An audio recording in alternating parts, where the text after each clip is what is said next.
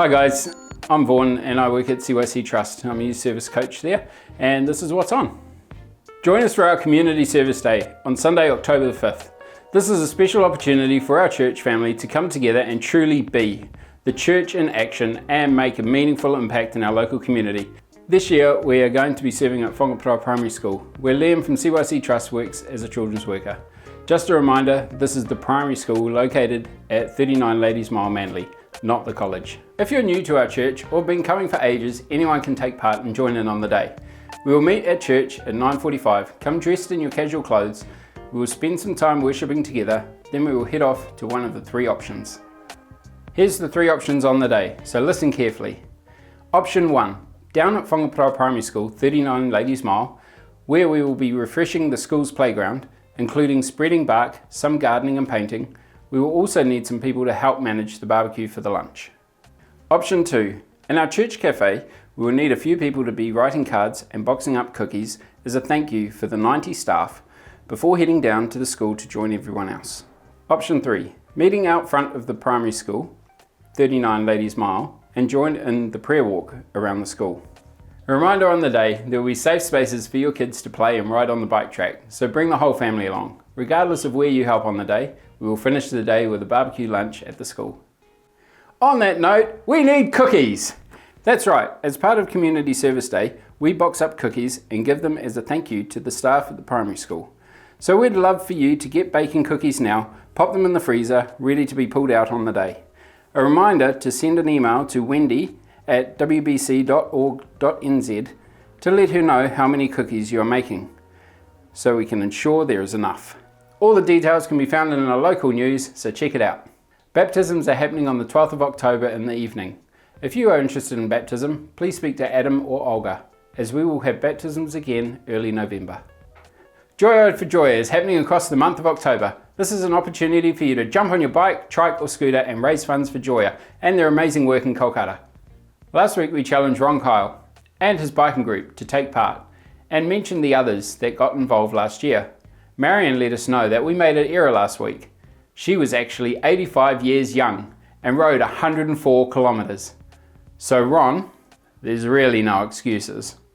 We've had a few people sign up and our local kids are set to race around the Whangaparoa School bike track.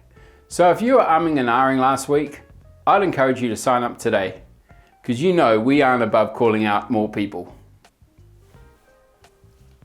You can do this by getting in touch with Olga at wbc.org.nz and let her know how many Ks you are committing to do. Ron, 105 kilometres. Let's get behind this awesome initiative and raise funds for Joya. And that's all from me. I hope you have a wonderful Sunday and I look forward to seeing you next time. Bye!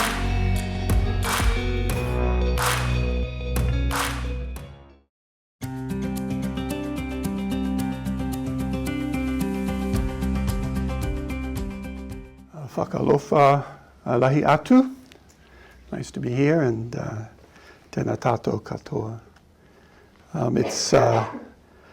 was particularly grateful to Luke mentioning about those that have gone before.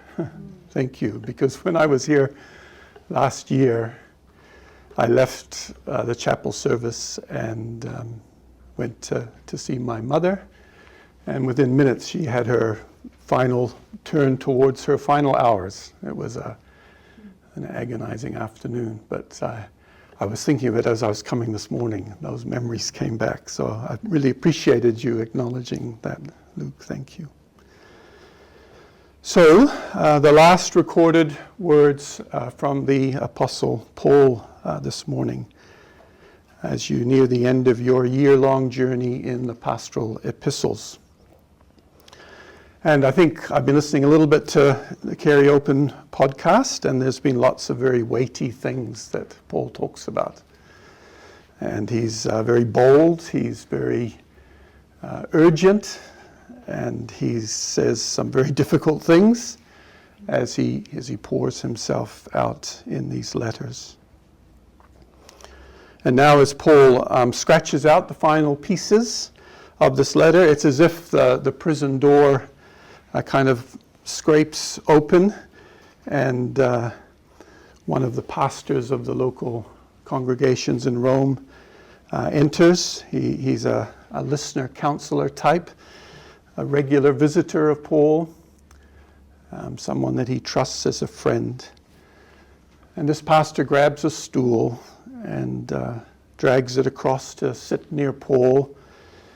His face fills with empathy. He leans forward at just that right angle and asks, "So Paul, how do you really feel?" Because there's something of the transparency of Paul's life that comes through in these verses. It's really beautiful, actually. Paul kind of pulls back the curtains of his heart and lets us in. As we look, I'm going to look particularly at verses 9 onwards this morning. And as he pulls back the curtains, what do we see? Well, something dominates, and that is that Paul carries lots of people in his heart. His heart is crowded with people. 16, 17, and more. Let's go through them. There are those whom he loves as his own children, like Timothy in chapter 1, "My dear son," or here in verse 9, "Do your best to come to me quickly." And later in verse 21, "Do your best to get here before winter. Hurry up, Timothy." Paul is missing Timothy. He's like a son to him. And today we may gravitate towards words like mentoring, but with this love expressed here, there is something fundamentally parental that is at work. Then there are those who have deserted him, like Demas in verse 10. And from Paul's earlier letters, we know that he had been a faithful co-worker with Paul, but not anymore. In that clash between choosing the values of this world and the values of the world to come, Demas had made up his mind. It'll be this world, and I'm off. He abandoned me. He deserted me. Then there are those with whom he shares responsibility, his co-workers, his colleagues, the team, the sharers of the call with the difficult names. Titus to Dalmatia, Crescens to Galatia, Tychicus to Ephesus, Erastus and Corinth, Priscilla and Aquila, and on it goes. People whom Paul drew in, trusted, delegated, empowered, and then released into extending the gospel with him and beyond him. And this sharing and this team building, this multiplication, this bringing on of the next generation, it is one of leadership's great delights. And Paul knew it. John may write, "There's no greater joy than seeing your children walking in the truth." But this joy is not too far behind. Watching them stretch and grow as they step into new responsibilities. Then there are those with whom Paul has a restored relationship. Mark got into trouble with Paul back on that first missionary journey. Some sort of failure took place, and there was a relationship breakdown. Paul lost confidence in Mark, and he didn't continue with him. But look now, years later, second half of verse 11, "Get Mark and bring him with you, because he is helpful to me in my ministry." A restored relationship. The one who had failed had grown and become useful and become wanted again. It's too easy to discard the Marks today. Some of the sweetest relationships in leadership are restored relationships. Goodness me, if we don't have reconciliation, what actually do we have? Then there are those who remain in the inner circle, like Luke. 11 again, "Only Luke is with me." Luke was support. He was help. He was companionship. Maybe he's even the one writing something of the letter as Paul speaks it out. Still more people, those who oppose Paul, like Alexander in verse 14. Lots of speculation here. We don't really know the specifics of what's going on, but we know that the opposing is personal. He did a great deal of harm to me. And we know that the opposing undermines the gospel. He strongly opposed our message. This person is an enemy of Paul and of the gospel. He's a dangerous piece of work, and he's still at work. He's still a threat. Watch out, Timothy. And then there are those who are his friends. From verse 21, people in Rome like Eubulus, Pudens, Linus, Claudia.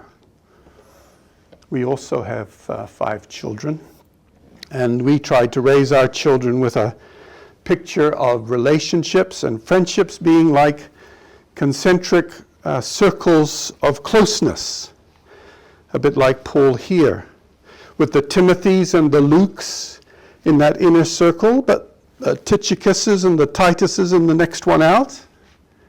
And the point is that for healthy, balanced living and leading, people are needed in every circle. And Eubulus, Pudens, Linus, and Claudia played their part for Paul in an outer circle of friendship. So do you see it? Paul carries lots of people in his heart. There are those whom he loves as his own children. There are those who have deserted him. There are those with whom he shares responsibility. There are those with whom he has a restored relationship. There are those who remain in that inner circle. There are those who oppose him. And there are those who are his friends. How about you? Have you got these people in your life? Or are you one of these people in someone else's life? It gets close. When I was here at Carey, I had someone who mentored me for ministry. And one morning in a little cafe out the back of Westfield in Newmarket, he drew a bathtub on a napkin. And he added a tap, and he added a plug hole. Paul, for leadership to be sustainable, you've got to get the flow right. It's no good having more going down the plug hole than is coming in through the tap.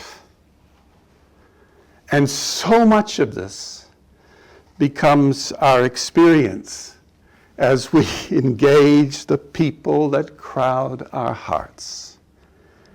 And as we sense is happening for Paul here, there is a filling as well as a draining that is going on here, isn't there?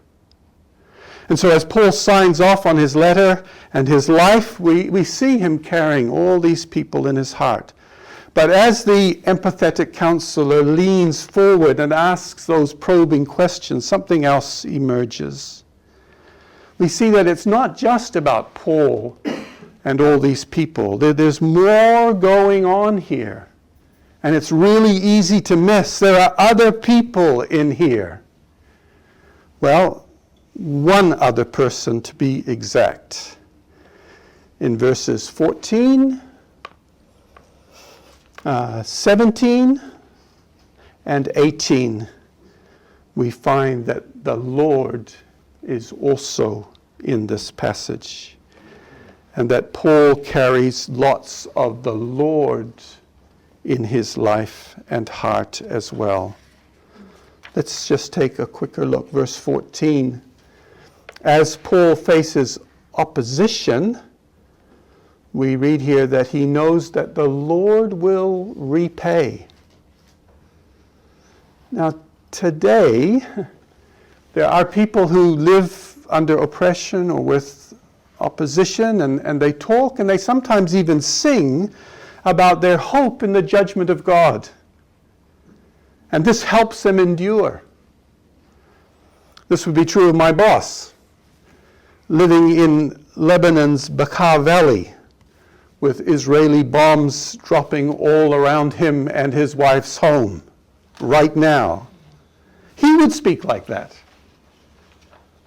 However, if things are reasonably comfortable for us, we tend to delete any talk of judgment because it scares us, offends us, or embarrasses us. And it gets even more complicated. Today we're trained to be super quick to defend our own rights, being vigilant, taking matters into our own hands when offended or opposed, but somewhat slower to do so when others are in that situation. And Paul is living in a completely different world, completely different attitude. First up, God's judgment is real for him, whether it's very soon or very much later. And it's a judgment that is confident about God punishing the bad, but also vindicating the good. We see it actually in this very passage, because the same word, he uses the same word in verse 8 and verse 14. In verse 8, the judgment of God towards Paul is about rewarding him. In verse 14, the judgment of God towards Alexander, same word, is about repaying him. But then there's more in the context of his personal one-on-one relationship with Alexander and the opposition that he has endured. He does something very, very odd. He is willing to let God look after it. As the message expresses it rather quaintly, God will give him what he's got coming. As if to say, it's God's problem, not mine. And he'd be right. This attitude fills the bathtub. Where else does the Lord appear? Well, in verse 17, as Paul faces this abandonment, he knows that the Lord is by his side. People have deserted him. He feels alone, but he isn't alone. We read that the Lord stood by my side and gave me strength. There is, for Paul, probably, a soldier chained to him, standing beside him, as part of this picture of abandonment. And yet this conviction, that he has this capacity to see past the soldier to the Lord standing beside him and strengthening him. This attitude also helps fill the bathtub. Years ago, at one of the very early seminars that I was involved in with Langham, an artist from Beijing was among the 35 participants. And on the final day, he asked each person for their favorite verse. And he stayed up all night, writing each one of them out on a kind of a parchment. And when it comes to calligraphy, Chinese is right up there with Arabic for advantages for looking really, really nice. And my choice of a verse, now hanging in the center of my study, 2 Timothy 4:17a, which says this, "But the Lord stood at my side and gave me strength." And who better to stand by Paul's side, giving him strength at the time of abandonment than the Lord, probably Jesus in mind here, the one who also felt abandoned on the cross, the one who can really, truly say, "I know how you feel. And I'm here for you." Even though others disappoint us, even though God can appear absent, Jesus is still standing there. He has not, and he will not move. A different kind of chain holds him and keeps him there.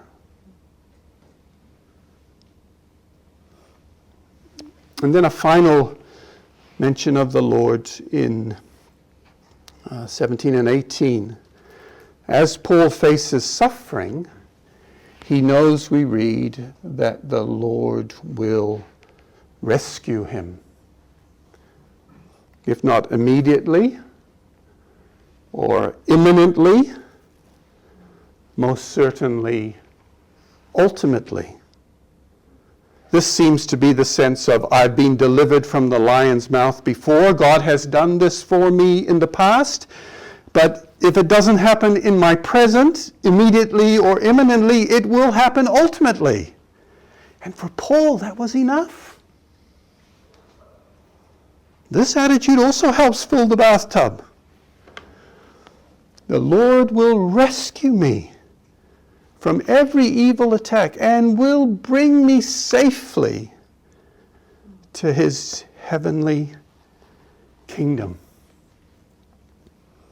The Lord who rescues, the Lord who stands by his side, and the Lord who repays makes a big difference for Paul.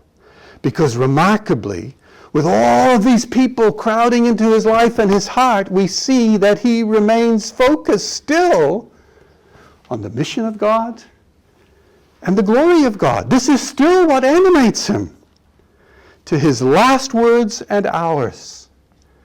But the Lord stood at my side and gave me strength so that through me the message might be fully proclaimed and all the Gentiles might hear it. The mission of God.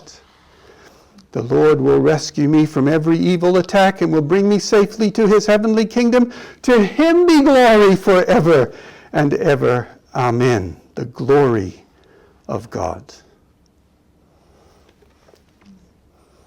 This passage, for me, works a bit like a photo with a frame. The photo is loaded with people and emotion and memory and drama and joy. It's all very human. And then there's the frame, highlighting certain colors and features, enfolding the photo, even completing it, setting the human drama within a divine perspective, so that when it gets hard in life and in leadership, we are persuaded that there is the one who repays, strengthens, and rescues. And that means that we also can get up like Paul and engage again in the mission of God for the glory of God, where he is and through those that he has empowered. And we finish with where he finishes. The Lord be with your spirit. Grace be with you. Amen.